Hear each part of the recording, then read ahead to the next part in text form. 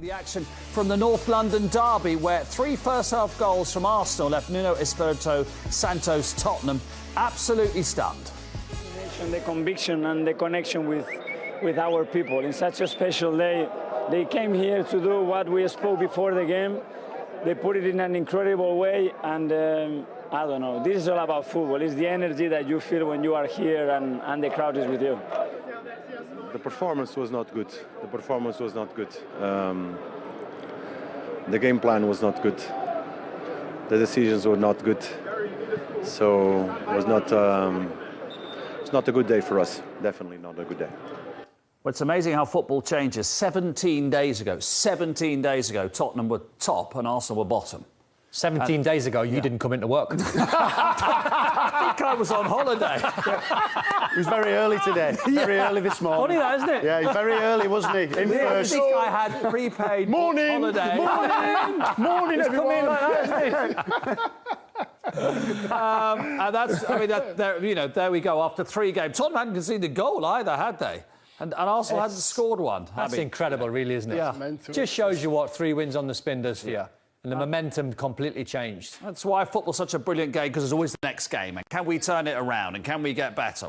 Can we maintain it as things were? Everything we're going to say good about Arsenal, you know, the other side of the coin is how bad Tottenham were. So it's that sort of thing, is it? Did Arsenal play really well, or just did Tottenham allow them in the first half to play that well? Everything, what Don's going to show you, everything that we're going to show you that Arsenal did, that Tottenham did bad, yes, Arsenal have been doing it all season so far. They flipped it this at the weekend, and they played so well and they did everything right. So case in point is the first goal, Mark. Yeah. And Emile Smith-Rowe's first goal. Dion's going to talk us through the offensive side of what Arsenal were doing.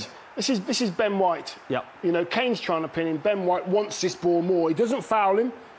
You can see Harry Kane, great position. Ben White knows that he can win that one. Just go over the top of him. And then you think, OK, fair enough. We are OK, we've got players behind the ball, but then you need the application to make sure that you're going to defend 2 or 3 passes, and they are in. Yeah. There's 4 players there against 4. That's wrong in itself. Harry Kane is trying to get back in as well to help his team out. Look at this. How many players in there? 1, 2, 3, 4. There's 8 white shirts in there. You can't allow that to happen. So this is the poor side of your Tottenham fan watching on. Yep. Losing a first header can happen. So Harry Kane doesn't win the first header. That's fine. That happens in a game. It happens 100 times a game. But I cannot understand, Mark, the role that Ndombele was operating in. I cannot understand, as a central midfield player, why he seemed to be occupying this sort of left-hand side. Get yourself in there and go and anticipate the knockdowns. Managers used to drum into us midfield players, anticipate the knockdowns. We used to call it the bits. Go and get it. Go and get the bits. Get the 50-50s. Put the Arsenal players under pressure. And this, from a Tottenham fan watching on, wasn't good enough. There was no pressure. And look at the hole there. Look at the hole in midfield. It'll get worse when we see the clips going on. Yeah. So we're trying to give Arsenal a little bit of credit, but the organisation. And Nuno left a little bit on, no individuals after the game. No. I think he was talking months. And that's obviously what he said, the best day of my life. And it probably feels like that for him, because he absolutely ran the show alongside young Saka. But Nuno, after the game, tried to pin the blame all on himself. And he's tried to take a lot of the blame. And I don't mind that in a manager. But there was little hidden messages in there saying the personnel I picked didn't execute my game plan. Yeah. He definitely made that very clear, didn't he? He tells to me that some of the players that he picked to implement his game plan, he didn't pick the right players for that job. Ndombele's one of them. As a Tottenham player, this morning you have to wake up embarrassed with your performance. You have to, having been in, I've lost badly, Don's lost badly. But there's a way to lose, isn't there? Without a doubt. But if you know that you've lost and you've given it everything, and it's been a worldie and you've worked hard, the gaffer's never going to have a go at you. You think, well, fair play, I can still walk tall. Yeah. They were better than us. But Tottenham allowed Arsenal to do that. They allowed Arsenal to win the goal. Second goal, Aubameyang's goal. I mean, Aubameyang, one of his best performances of the season. He looked really up for it. Look sharp. Can I just ask Chris, you run it, Don. Yeah. Tottenham fans were saying it was a foul from Xhaka and Højbjerg here as the ball comes out from Ramsdale, Chris. Yeah, it was talked about. I mean, I think he's just used his strength, and where the ball is, it's got to travel a heck of a long way. I mean, is there a clear foul there? I just don't see a foul at all. I mean, he's taking the ball from him, and the game continued. It's fine. All I see there, when you look at that big pitch there, all I see is Emile Smith-Rowe. completely unmarked, and that was the tail of the game for them. There was SmithRowe, there was Ødegaard who was unmarked. They're standing in an area where. Where's the Tottenham midfield? Yeah. I understand you're trying to put a little bit of a press on. I understand that. You can't allow this to happen. It's incredible, Dion, isn't it? Yeah, I don't know how... You've got 3 defenders and you've got 3 red shirts as well. Now, you should never be matched. Unless you're told to go man for man, you should never be matched. You should always have one over defending. Always have one over. They've got man for man at the back. Dyer's not marking SmithRowe. Ball eventually finds its way in there, but they're on the back foot again. They're completely on the back foot, round the corner there, and SmithRowe, nobody's still there now. No. There's no Tottenham player anywhere near any of those Arsenal players. Great finish into the far corner, but it's just really poor from the very, very beginning, weak. Yep. Take that back. You see Ødegaard, middle of the park. Sorry, no, that's Ødegaard, middle of the park, yes. Yeah. No one, then, yes. Green boots on. What I like about him there is his football intelligence, because you can see Saka... He's checking, isn't he? Saka wants to come back in here and offer a little bit of help, just in case Tottenham win the ball back. Just keep an eye on what he says to Saka. You can see by the communication. I'll run it very, very slowly.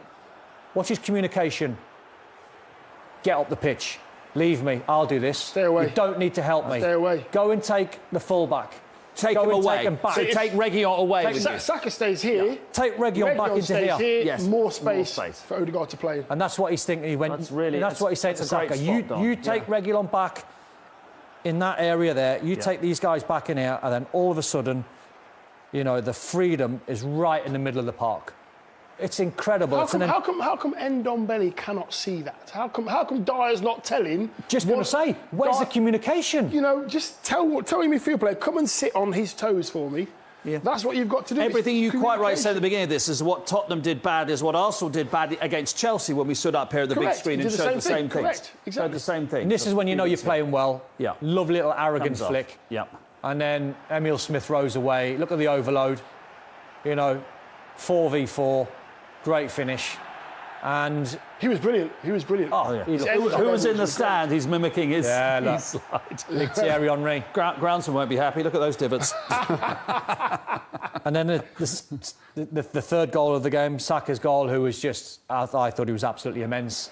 I mean, you know, credit Harry Kane. He took a bit, which you have to do in a derby. You give the ball away. To be fair to him, though, he's probably the only one that's sprinting back with a bit of tenacity about him, Dion, isn't he? And he's your captain. He's your number 9 that ends up getting a block. Yeah, it doesn't fall his way in the end, but he actually gets in there, blocks Saka's shot. Out of position, out of position, out of position.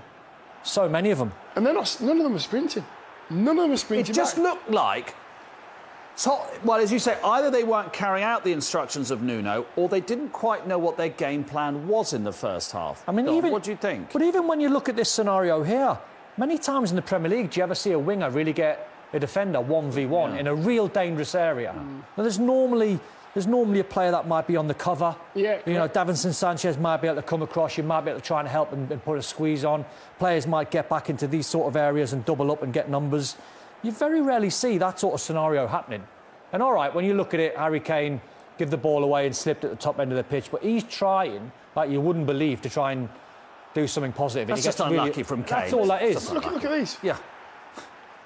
They're just walking. It's kind of embarrassing. Who's that, Don? Who's that there? Son's there. Son's there. I mean, Ndombele's in the middle of the park. Yeah.